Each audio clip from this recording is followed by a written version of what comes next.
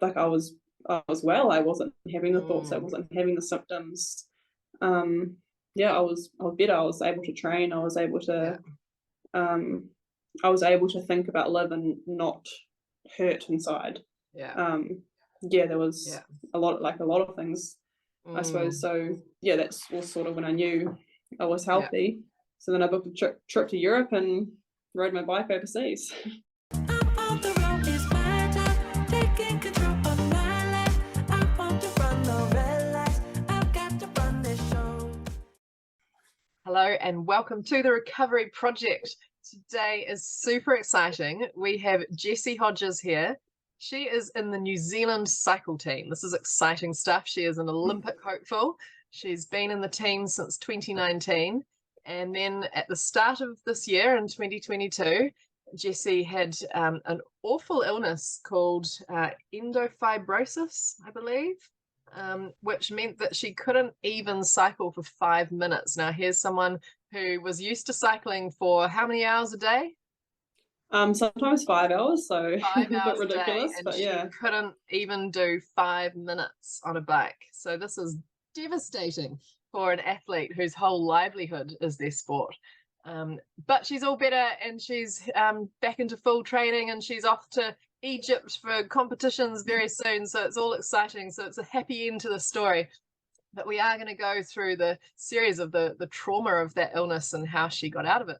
So welcome, Jessie. So good to have you here. Thank you. Thanks for having me. It's nice to see you Yeah, again. thanks. Yeah, it is nice to see you again, and thanks for taking time out of your busy training to meet up with us. So tell me about how life was before this happened, when you were just in the flow of all your training and competing. Yeah. Yeah, well, before it happened, about 3 months prior to that, I competed at my first Olympics. So um, Woohoo! yeah, so training before that was really good. I was as healthy and as fit as ever. Yeah, Mentally in a really good headspace. Like I was going to my first Olympics, so I couldn't be happier. yeah, Like obviously dealt with COVID times and that, but yeah, everyone had to, and that was fine. yeah. Yeah, so I was definitely in a good headspace. I was fit, healthy. Mm. Um, yeah, happy to be And competing at my first Olympics, and yeah, and your fit is like next level fit than what the rest of us know about. yeah, kind of have to be. Yeah, Yeah.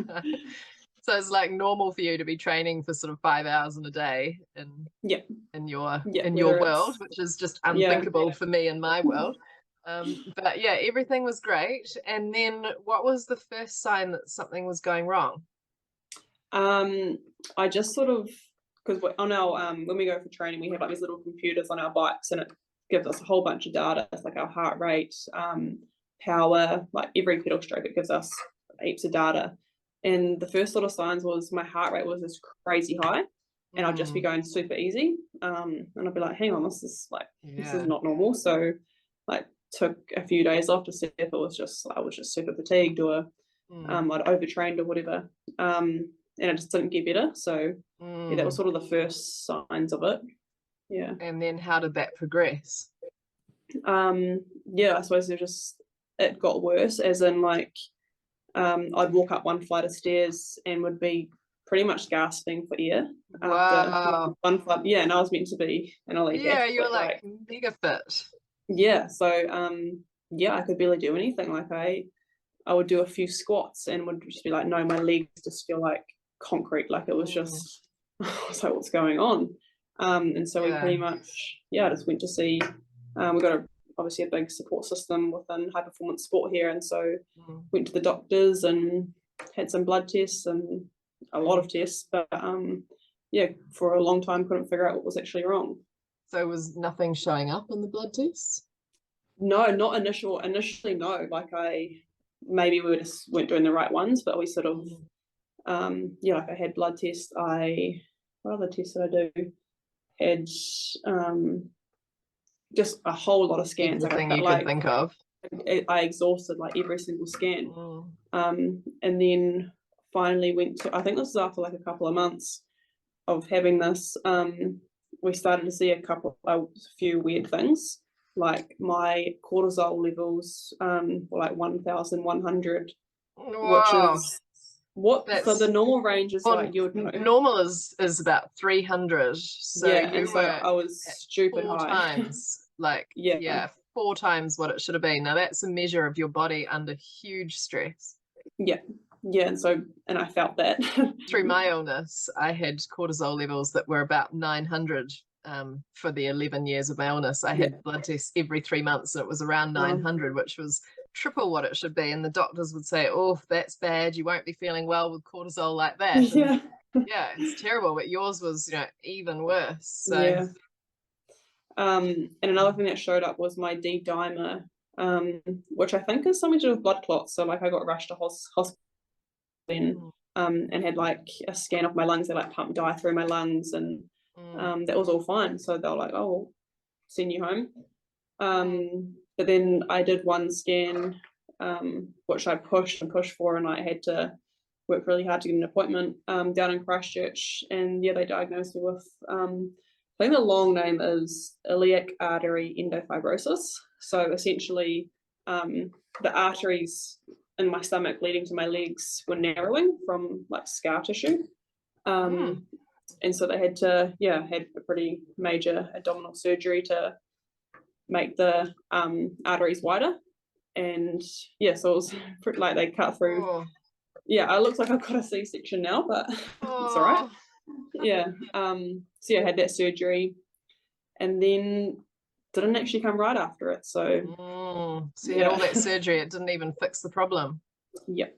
And I'd also be asking, but why does a young, healthy, fit girl end up with her arteries narrowing? Like, just sort of cutting them back open. Myself that question, yeah. Doesn't sound like it's actually addressing the real problem. So, but then if it hasn't even worked, that's pretty traumatic.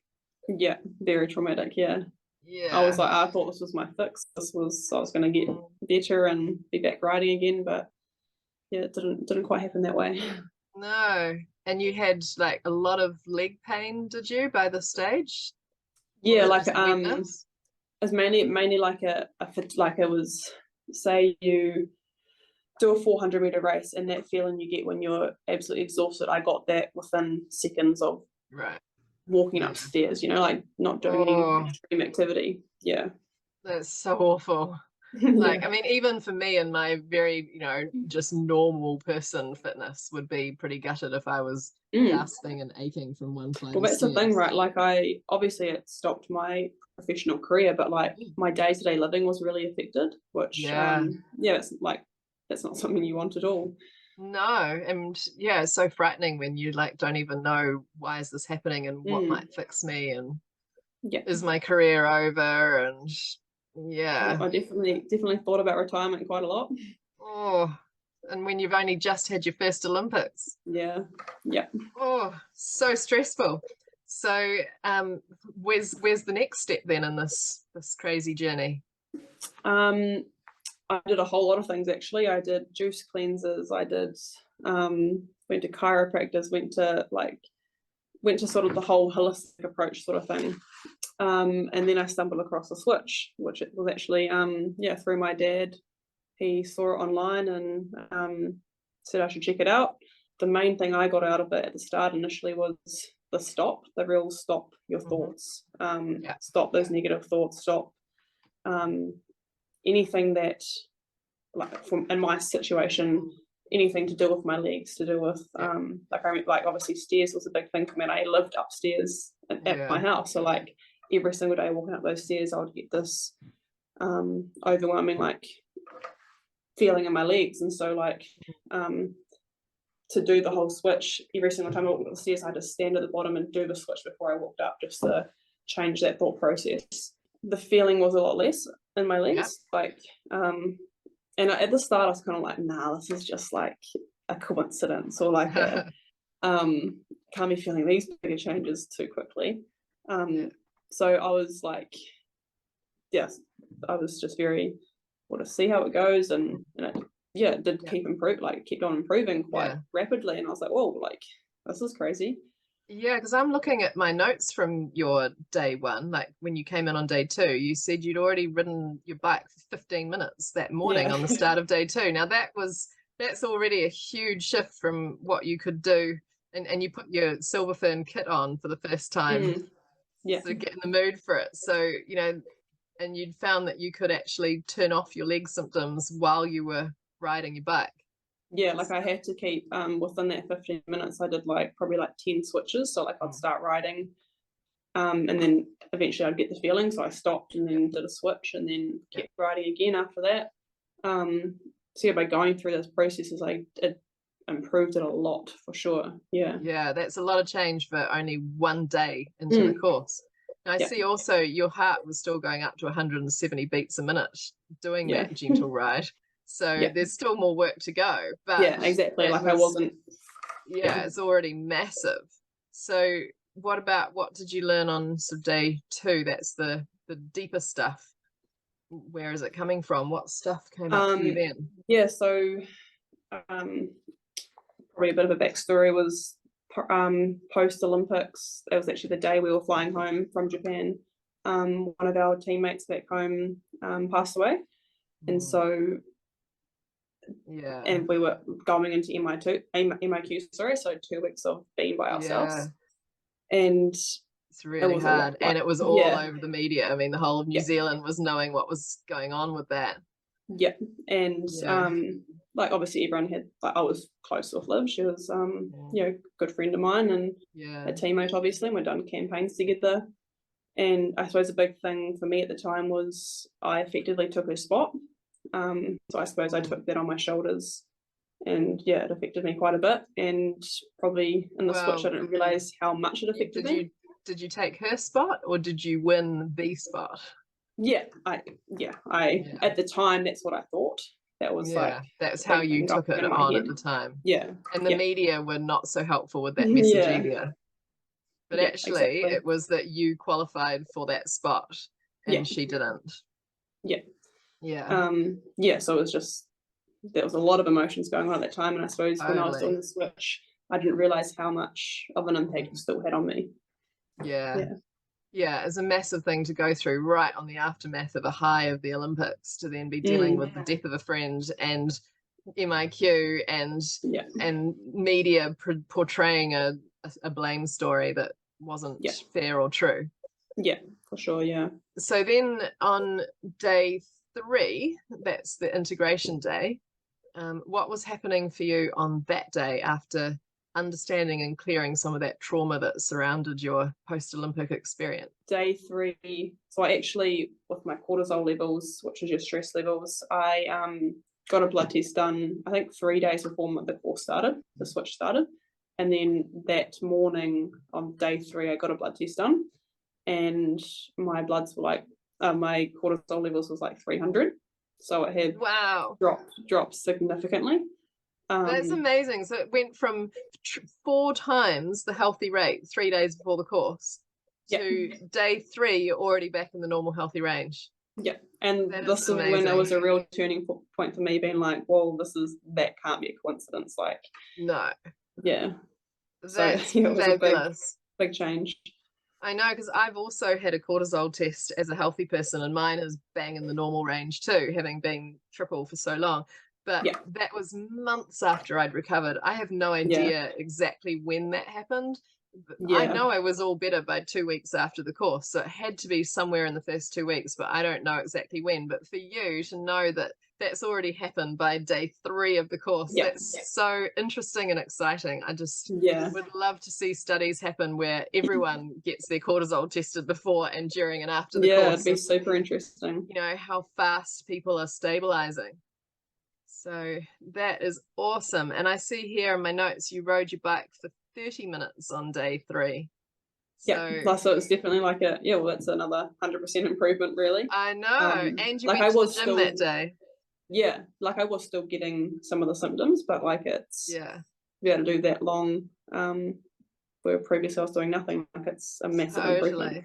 And so I was like, it's sort of like an onion, I guess. I had to peel back all these layers. I had to fix my cortisol. I had to fix my headspace. I had to fix a lot of things to end up being healthy, you know. So there's a lot of, and it was happening.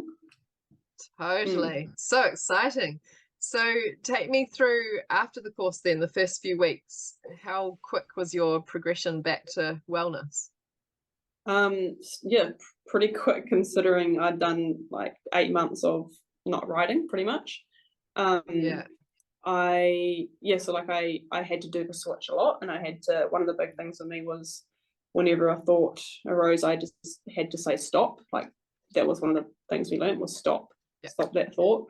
And so I was doing it constantly, like and obviously when I was around people I wouldn't be yelling stop. So I'd sort of have to do it in my head. But it was definitely like you told us how important it was to keep Darcy off the couch, so that was one thing we learnt there. So yeah, it really was consistency of it. So people are probably thinking like, well, who's Darcy? Yeah. Yeah, so we give them a little summary about Darcy. Yep, hopefully I explained this right, but pretty much Darcy's a dog, and Darcy keeps hopping up on the couch, and then the owner comes and tells Darcy off to say hop down off the couch, but then Darcy keeps on doing it, so the owner has to keep telling Darcy to hop off the couch, and so if you don't tell Darcy, she'll stay up there, and so you'll remain ill, sort of thing. So it's just consistency of telling her to get off the couch. So that was just, it was consistency of doing the switch, stopping the thoughts. So that's Darcy. Yeah, and Darcy is a real dog and a real couch and real people. It's an actual story. Yes, so I've got here, by 1 month after the course, you were doing 3-hour rides. Yep. That's fantastic. That's amazing. So fast after 8 months of gasping, walking up a flight of stairs, and you're back to 3-hour rides that fast. Yep. Yeah. So when did you feel like, I'm all better now? What stage was that? I think it was almost sort of going through rides and days of not doing the switch. I was like, like I was well. I wasn't having the thoughts. I wasn't having the symptoms. I was better. I was able to train. I was able to think about live and not hurt inside. There was a lot of things, I suppose. So that was sort of when I knew I was healthy. So then I booked a trip to Europe and rode my bike overseas. Woohoo! Tell us about that. I know, I suppose because it was just a pretty traumatic 8 months. I was able to ride fully again, so I was like, why not? It was winter in New Zealand, so I was like, why not go and enjoy life, enjoy training, enjoy riding my bike and on some of the best roads in the world and in the sun, and get a bit of racing in. So I was like, why not? Nice. That's fantastic. So you're well and truly back in the Olympic New Zealand squad now. And you're in full training. Everything's go. What's your race calendar looking like now? So we've got nationals at the end of the year in December, and then start of next year we've got quite a lot of travel with our World Cup season beginning. So there's a World Cup in Egypt, Indonesia, and in Canada, which I didn't even realise there was a track in Egypt, but that's very cool. And then the big goal again is the Olympics in 2024 in Paris. So that's definitely something I'm targeting. So cool. And I'm actually in a position to be targeting it now too. Yeah, that's so exciting to have just everything lined up again in your future like that, and to have your career totally back on track and everything go.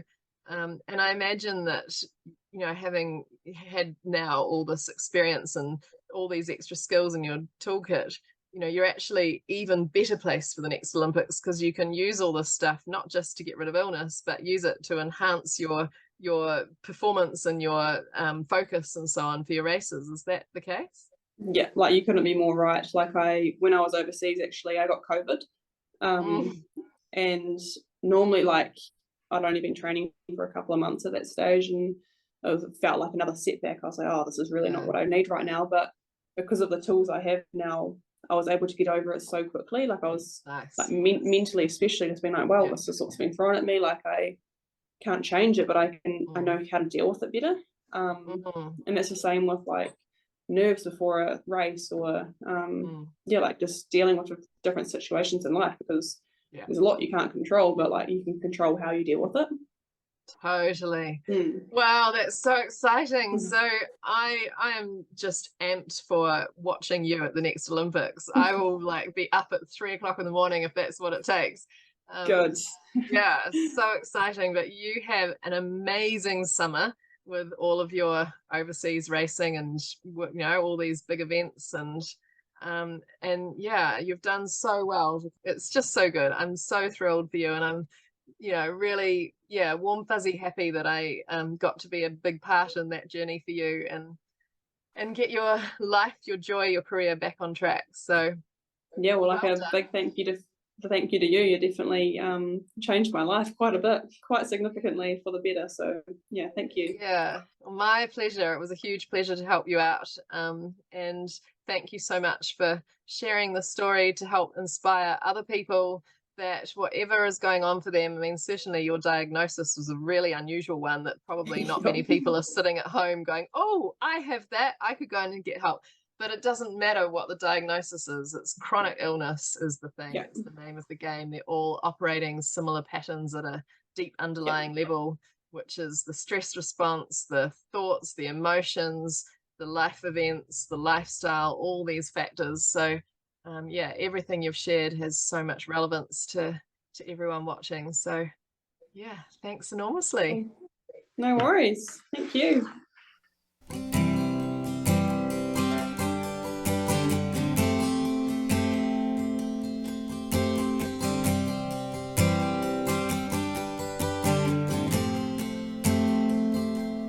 As I pass from dusk to dawn, I can see